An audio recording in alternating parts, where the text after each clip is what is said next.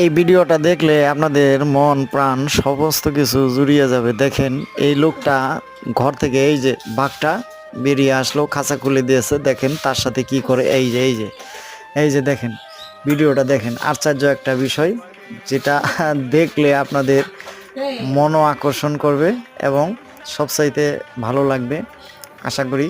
তবে সবাইকে আমার একটা বিষয় জানাইতে চাই, আমার এই চ্যানেলটা নতুন, সবাই সাবস্ক্রাইব করে পাশে লাইক করবেন, শেয়ার করবেন এবং কমেন্ট করবেন এবং আমার সাথে থাকবেন। আমিও সবার পাশে থাকবো ইনশাল্লাহ।